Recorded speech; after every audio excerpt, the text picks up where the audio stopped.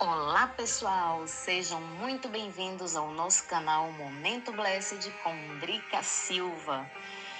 E hoje eu gostaria de agradecer. Hoje é um dia de gratidão, porque com 15 dias de canal nós já chegamos a 100 inscritos. Então eu louvo a Deus por cada pessoa que Ele tem trazido para nós, para o nosso canal, para fazer parte da família Momento Blessed. Eu mando um beijo bem grande e também os meus agradecimentos aos alunos da escola Dom José Nepote, aos colaboradores da escola, professores, a diretora Sara, e também aos nossos amigos e irmãos que têm nos apoiado no nosso canal, meu pai, minha mãe, meus irmãos que também se inscreveram no canal, o meu muito obrigado, o meu marido também que tem sido um apoiador aí contínuo, né? Em todas as coisas, tem levantado muitas pessoas também para se inscreverem no nosso canal. O meu beijo, o meu abraço, o meu agradecimento, a minha gratidão. Obrigada, Senhor, por cada uma dessas pessoas que o Senhor trouxe para nos abençoar no Momento Blessed com Drica Silva. E dito isto, nós vamos para a nossa terceira reflexão do nosso canal. E o nosso tema é: não se chega no propósito sem passar pelo processo. Tremendo, né? Então, suportar o processo para viver o propósito, meus amores, significa confiar que Deus tem um plano, mesmo nas dificuldades. Significa enfrentar as provações com paciência, resiliência e fé, sabendo que essas experiências são permitidas para moldar nosso caráter e preparar-nos para o propósito que Deus planejou para cada um de nós. Vejamos alguns exemplos de pessoas na Bíblia que cumpriram seus propósitos quando se submeteram ao processo. Né? Vocês conhecem alguns, né? Tem vários, na realidade tem várias pessoas.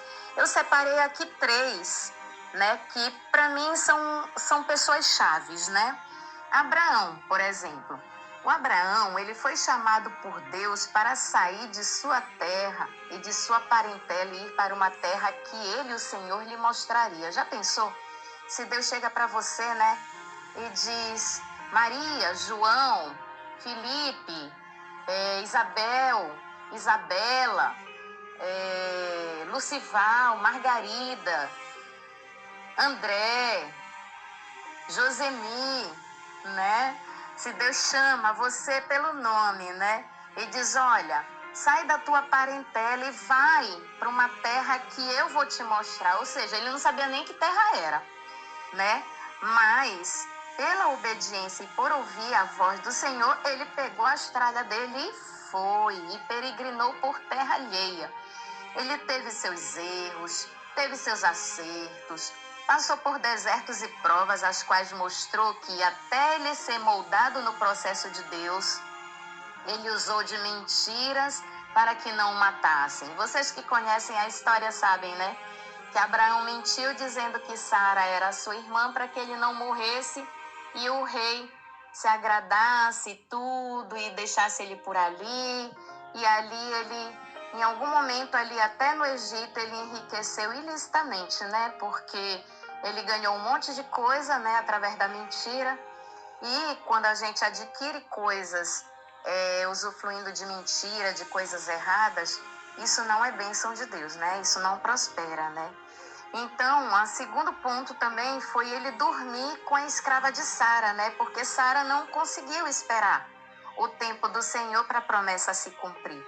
E esse foi outro erro que perdura até o dia de hoje, a gente sabe disso, né? Então, a gente tem um aprendizado aqui, né? Aqui nós temos um ensino precioso para nós. Não tentemos resolver nada com mentiras, muito menos tentando dar uma mãozinha para Deus. Ele não precisa disso. Em seu tempo acontecerá o que ele prometeu se perseverarmos, confiarmos em sua palavra e em suas promessas, pois um abismo chama outro abismo. E podemos levar mais tempo do que o necessário no processo, pois o que deveria durar 40 dias pode levar 40 anos para se cumprir. Já perceberam isso?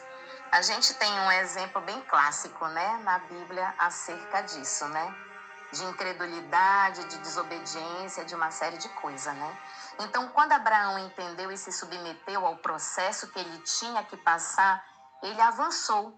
Abraão foi chamado amigo de Deus. Olha que tremendo, você ser amigo de Deus, né?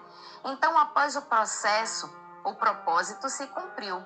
Abraão precisou abrir mão daquilo que via em sua perspectiva humana, a sua realidade limitada, e olhar pela perspectiva de Deus e confiar plenamente no Senhor e no que Ele lhe prometera. Então nasce seu filho Isaque. E depois de um tempo, o Senhor pede a Abraão o seu filho em sacrifício. Já imaginaram isso, gente? Justamente o filho da promessa, e ele simplesmente obedeceu. Eu fico imaginando Abraão naquela situação, né? Ele deve ter dito, poxa, eu já vi tanta coisa Deus fazer nesse deserto, nessa minha peregrinação. Ele mudou o meu caráter, mudou minha personalidade, mudou um monte de coisa em mim. Então, se ele me prometeu, o filho veio. E ele disse que eu ia ser pai de uma grande nação. Como é que eu vou ser pai de uma grande nação se o meu filho morrer, o meu único filho morrer? Né? Então, eu creio assim que Abraão creu que ainda que o seu filho morresse, Deus o ressuscitaria para que a promessa se cumprisse de que seria pai de uma numerosa nação. Apesar de sua riqueza, Abraão não depositou sua confiança em seus bens materiais, mas em Deus, o Senhor, e isso lhe foi imputado por fé. O anjo do Senhor bradou uma segunda vez do céu, chamando Abraão, e declarou, juro por mim mesmo, palavra de Yahvé, porquanto me ofereceste este gesto, não me negando teu filho amado, o teu único filho, esteja convicto de que eu te cumularei de bênçãos. Eu te confirmarei uma posteridade tão numerosa quanto as estrelas do céu e quanto a areia que se espalha pelas praias do mar. E tua descendência conquistará as cidades de todos que se levantarem contra ti. Por intermédio dos teus inúmeros descendentes serão abençoadas todas as nações da terra, porquanto tu me obedeceste. Gênesis 22, do 15 ao 18. Então, amados, olha o que a obediência gera. A obediência gera bênçãos, né? Então, quando a gente obedece à voz de Deus, ainda que não seja aquilo que a gente quer, aquilo que a gente sonhou, mas a gente vai e obedece, Deus, ele trata isso como um gesto de gratidão, de obediência, de que você confia nele, né? Ainda que, né, você não esteja muito, como é que eu posso dizer? Que às vezes Deus nos tira da nossa comodidade. Ele nos instiga a fazer coisas que nos inquietam, né? Então, diante disso, Abraão ficou conhecido como o pai da fé, o pai espiritual de todas as pessoas que confiam em Deus e são aceitas pelo Senhor. Sendo assim, ele recebeu a marca da circuncisão como um selo da justiça que ele tinha pela fé, quando ainda não era circuncidado, para que fosse pai de todos os que creem, de todos os que creem, ainda que não tenha sido circuncidados, a fim de que a justiça fosse creditada também a favor deles. Romanos 4:11. E assim Abraão cumpriu seu propósito com Deus. Tremendo, né? A gente sabe que Abraão foi um dos primeiros, né? Ali, que fez tudo quanto, em parte, né? Numa grande parte, agradou a Deus. O segundo exemplo que todos nós conhecemos é José, gente. José do Egito, né? Como é conhecido. José era filho de Jacó com Raquel. Ele era o filho amado da sua velhice e Deus tinha um propósito com José e lhe mostrou em sonhos. Seus irmãos, com ciúmes e inveja, o jogaram no poço. E em seguida o venderam como escravo para os ismaelitas, que o levaram para o Egito. Aqui também tem outro aprendizado, gente. Aqui vemos outro ensino muito precioso da parte de Deus para nós. Nunca conte seus sonhos e projetos para quem não sabe sonhar e ainda por cima tem inveja de você. Busque a sabedoria do alto e o discernimento do Espírito Santo para que você só fale se Deus permitir. Se Ele não permitir, amados, fica quieto até que se cumpra. Porque tem gente que, Deus do céu, tem um olho gordo, um olho de seca-pimenteira, que pela misericórdia, né? Então a gente tem que ter também sabedoria, porque às vezes a gente naquela empolgação, a gente acaba falando o que não deve, contando o que ainda nem aconteceu, né? Então isso é um ensino para nós, porque José, por ser muito moço, ele não tinha essa sabedoria e tampouco discernimento de não atrair a ira de seus irmãos e se complicar, né? Porque ali ele se complicou de graça, né? E ele acabou contando os seus sonhos e sofreu muito por isso, porque os irmãos dele não deixaram barato. A gente sabe da história, né? Então, como Deus aproveita até mesmo os nossos erros para cumprir os seus propósitos em nossas vidas, ele refez os planos. Ele pegou e disse, olha, bem, não era bem assim que eu ia te fazer, né, ser próspero, que os teus irmãos, o teu pai iam se curvar diante de ti, não era desse jeito.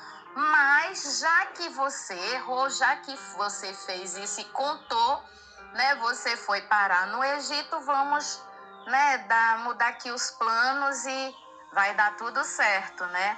Porque eu sou Deus, o Senhor, e eu sei, né, os planos que eu tenho a teu respeito, né? A gente sabe disso, né? Que Deus tem planos de paz para nós. Foi então que José foi para a casa de Potifar como escravo. E percebendo que onde José colocava as mãos era abençoado, Potifar o promoveu à mordomia de sua casa, ou seja, ele ficou ali tomando conta de toda a casa de Potifar, de todos os bens, de tudo que era de Potifar, ele ficou tomando conta. Porém, como o destino de José não era ser escravo, e tampouco ficar muito tempo na casa de Potifar, aconteceu o assédio da esposa de Potifar sobre José. Eu chamo ela de Patifó, viu? A Patifó deu em cima de José, né? Só que ele se negou a deitar com ela, despertando mais uma vez a ira pela rejeição, indo parar na cadeia sendo acusado de molestar a esposa do seu senhor. Sendo que ele não fez isso, né, amados? A gente sabe que por causa do temor a Deus e por seus princípios e valores que eram inegociáveis, José fugiu. E quando ele fugiu, ela puxou, né? E ficou com a capa dele, a roupa dele na mão e pôde inventar o que ela queria, né? Então a gente sabe que são coisas que o inimigo vai levantar um monte de tranqueira para fazer com que os planos de Deus não se cumpram na nossa vida. Mas aquele que é do Senhor, aquele que está dentro de um propósito, né, e está vivendo o projeto de Deus, ainda sem saber, né, a gente sabe que vai se cumprir. Então ali na prisão José também prosperou, mas o propósito do Senhor tampouco estaria ali naquele lugar. Imagina, né? Se Deus queria que José ficasse por muito tempo ali. Ali foi outro passo, né, do processo que ele estava passando, da lapidação, de ser moldado e tudo. Então, cada uma dessas etapas fez parte do processo da vida de José para levar a ele aonde ele chegou, né? Então, ao todo, pensa, ele saiu jovem de lá da casa do pai dele, né? Foi vendido como escravo jovem. E ao todo levou 13 anos, gente. 13 anos para José chegar a ser governador do Egito. Mas antes disso, ele governou por onde ele passou, porque Deus estava com ele. Você perceba que mesmo que você ainda não esteja no lugar onde Deus te quer, Ele vai te fazer prosperar. Eu vi isso na minha vida. Ele me fez prosperar com os laços até certo ponto, com os artesanatos até certo ponto na Inovarte. Ele me fez prosperar na Blessed de cafés e doces até certo ponto. Porque tudo que eu colocava a minha mão, ele abençoava. E eu vejo aqui um pouco dessa questão de José. Tudo que José fazia, Deus abençoava. Só que não era onde Deus queria que José ficasse. Não era na casa de Potifar, não era na prisão. Então, ele meio que frustrava tudo aquilo, né? Para levar ele a outro patamar. E é assim que Deus vai fazendo. À medida que a gente vai galgando degrau por degrau, Deus vai te levando a outro patamar. Até que se cumpra todo o processo para você chegar no propósito, né? Então, ele simplesmente perseverou, mesmo em meio às intempéries que o destino havia lhe dado, para ver o cumprimento do plano de Deus em sua vida. Então vejam que tremendo, né? Não basta a gente só viver, a gente tem que perseverar. Todo cristão tem que perseverar no caminho do Senhor, porque a salvação, ela é dada de graça, sim, é pela graça e por meio da fé. Só que você tem que perseverar até o fim. A gente vê isso nas cartas de Apocalipse, né? Que outro dia a gente vai ver sobre isso. Então a perseverança, como diz, a perseverança dos santos. Nós precisamos perseverar. E aqui José, ele perseverou. E ele foi exaltado sobre seus irmãos, mas não para dominá-los, não para humilhá-los, não para fazer deles seus escravos, ou para algum benefício próprio. Não era para isso o propósito, entendeu? Deus honrou esse homem, que foi José, para o colocar em uma posição de ajudar sua própria família. Vocês já imaginaram isso? Que Deus pode estar levantando vocês numa posição para ajudar os seus, para ajudar a sua própria família, inclusive as nações que precisaram de alimento na época da seca e da fome. Então você não alcança com o que Deus faz, ele não é no varejo, ele faz no atacado, né? Ele não faz para alcançar só alguns pouquinhos ali, ele faz para alcançar uma multidão, né? Então tudo ali, aquilo ali que José passou, todo o sofrimento dele, todo o processo que ele teve que passar, foi para chegar neste propósito, né? De poder ajudar. Não foi em seu próprio benefício, mas para poder ajudar a sua própria família e todas as nações que passaram pela seca e pela fome. O mal que tinhas a intenção de fazer-me, o desígnio de Deus o mudou em bem, a fim de cumprir o que se realiza hoje, diante de nossos olhos, salvar a vida de um povo numeroso. Agora, pois, não temais, eis que eu vos sustentarei, bem como a vossos filhos. E assim ele os tranquilizou e encorajou com palavras carinhosas. Gênesis 50, 20. E assim José cumpriu seu propósito com Deus. Outra pessoa, não mais nem menos importante, mas foi uma pessoa também que é inspiradora, né? É Moisés. Moisés, ele nasceu em uma época, gente, de opressão. Em um período em que o faraó, ele mandou matar todos os meninos nascidos naquele período, jogando-os no rio Nilo. Imagina as mães vendo seus filhos sendo arrancados dos seus braços e jogado no rio Nilo, que era cheio de crocodilo ali dentro. Se a criança não morresse afogada, ia ser devorada pelo crocodilo, né? Ou os dois, né? Afogou e o crocodilo foi lá e comeu. Gente, que coisa mais ruim, né? Mais má. Então, naquela época tinha essas coisas, né? Então, ele nasceu justamente nesse período de opressão, ali no Egito, né? E da família de levitas, né? Ele era de família de levitas, a sua mãe o salvou. E ele foi encontrado pela filha de Faraó e criado na corte do Egito. Ele teve a sua preparação inicial durante 40 anos no Egito e depois 40 anos no deserto. E ali Deus o chamou para um propósito tremendo, que foi libertar o povo de Israel da escravidão no Egito e conduzi-los à terra prometida a Abraão, que era Canaã, né? Então, o processo durou, no total, 80 anos. Imagina, gente, 80 anos de preparação. só para ser preparado. Entre o melhor de todos os mundos, ele teve o melhor de tudo ali no Egito, né? Ele era príncipe ali, filho da filha de Faraó, filho da princesa, né? Ele era príncipe, ele teve o melhor de todos os mundos, teve formação, teve tudo ali, né? E também depois a humildade de um pastor de ovelhas. Ali ele foi aprender a viver. Ali ele foi aprender a viver, né? Então nós temos um aprendizado aqui também e mais um ensino muito precioso da parte de Deus para nós. Moisés, ele tentou fugir do seu propósito inventando desculpas por medo de voltar ao Egito, por medo da responsabilidade que seria conduzir o povo de Israel a Canaã. Os desafios do deserto, que ele bem já conhecia quando ele fugiu, né, do Egito e foi parar em Midian. Ele já conhecia os desafios do deserto, né, entre outras coisas. Então, é claro, ele sentiu medo de voltar. As pessoas ali no Egito queriam a cabeça dele, né? Então, ele começou a inventar um monte de desculpa, né, para também não cumprir o propósito, né? Então, ele nos chamou para realizar, né?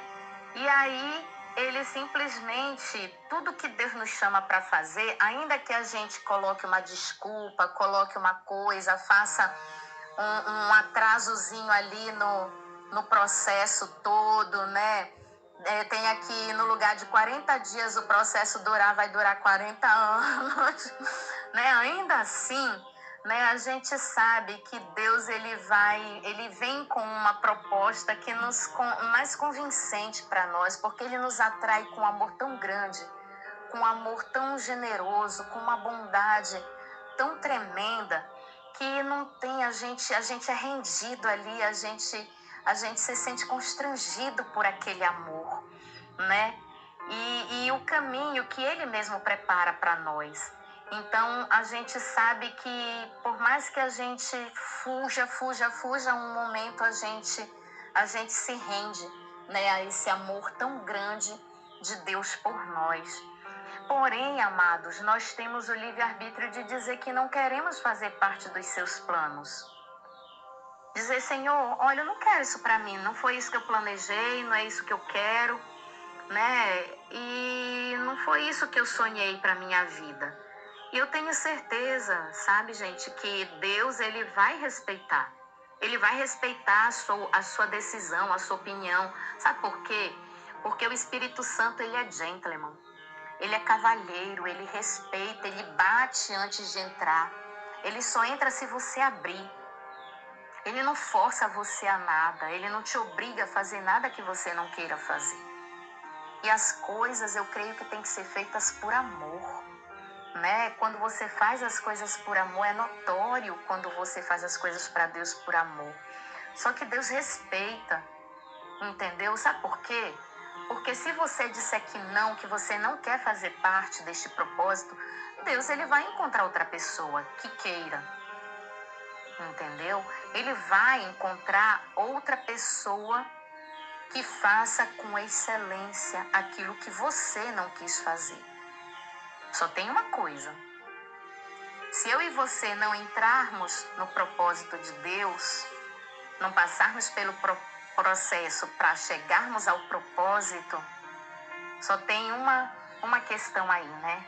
A gente vai deixar de fazer parte de um time que entrou na galeria dos heróis da fé lá na eternidade. Eu quero fazer parte desta galeria, gente. Vocês querem? Pois é. Deus não tem prazer naquele que retrocede. Então, eu falo eu por mim. Eu, Drica, eu viverei o propósito pelo qual ele me chamou e vem me capacitando dia a dia em um processo dolorido, amados. E ao mesmo tempo tenho visto seus milagres, maravilhas e prodígios em minha vida. Pense, você recusaria viver o propósito de Deus em sua vida por medo, incredulidade, inventaria desculpas para não fazê-lo? Reflitam. Eu vou falar uma frase para vocês que um dia o meu marido me falou, contando um testemunho dele. Ele me falou essa frase e eu nunca esqueci, foi logo que a gente se conheceu. Logo que a gente se conheceu, que a gente começou a conversar, que a gente começou a namorar por telefone. Ele disse: o medo e a incredulidade nos roubam as coisas lindas e boas de nossas vidas. E eu ainda acrescento, e que sem fé é impossível agradar a Deus. Então vamos parar e refletir sobre tudo isso. Deus, Ele prepara os nossos corações no deserto, amados. Nos vales e nos momentos difíceis que passamos. Ele molda nosso caráter e aperfeiçoa a nossa fé nas tribulações e fragilidades. Pois é quando estamos moldáveis e frágeis, aí é que estamos fortes. Como o apóstolo Paulo mesmo escreveu, se eu não me engano, é em Coríntios, é 2 Coríntios. A minha graça te é suficiente, pois o meu poder se aperfeiçoa na fraqueza. Sendo assim, de boa vontade me gloriarei nas minhas fraquezas, a fim de que o poder de Cristo repouse sobre mim. Por esse motivo, por amor de Cristo, posso ser feliz nas fraquezas, nas ofensas, nas necessidades, nas perseguições, nas angústias, porquanto, quando estou enfraquecido, é que sou forte. É 2 Coríntios mesmo, 2 Coríntios 12, do 9 ao 10. Então Moisés atuou como líder, legislador e profeta, pois recebeu os 10 mandamentos de Deus. Foi também o autor dos 5 primeiros livros da Bíblia. Sua história realça a bondade e poder de Deus numa jornada desafiadora de fé e milagres. E em Israel nunca mais surgiu um profeta como Moisés, a quem o Senhor conhecia face a face. Lembra que eu falei para vocês daquela história de Miriam, da lepra e tudo? Pois é, ele viu o Senhor pela fresta e Deus falava com ele face a face. Diferente dos profetas, que Deus falava através de sonhos, de visões e tudo, com Moisés, ele foi o único que Deus falava, conhecia face a face. Deus escolheu Moisés para realizar uma missão divina, que incluía não só livrar o povo de Israel fisicamente da escravidão, olha que tremendo, gente, mas também ensiná-los a ser livres espiritualmente. Eles eram cativos, tanto fisicamente como espiritualmente, porque eles passaram a adorar, muitos deles, aqueles deuses lá do Egito. E viviam também uma vida pagã. Começaram a viver uma vida pagã. Então, eu imagino assim como deve ter sido difícil todo o processo de Moisés e também o cumprimento do propósito.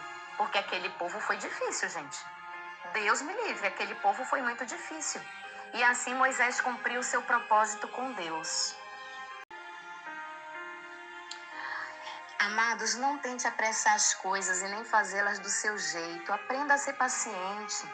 Obedeça e se submeta a Deus e a sua palavra.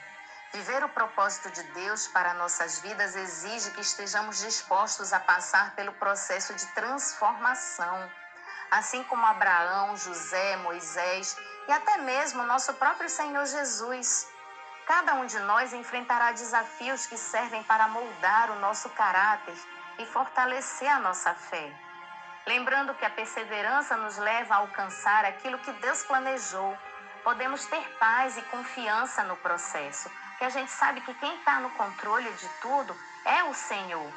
Em suma, suportar o processo é uma demonstração de fé no propósito de Deus.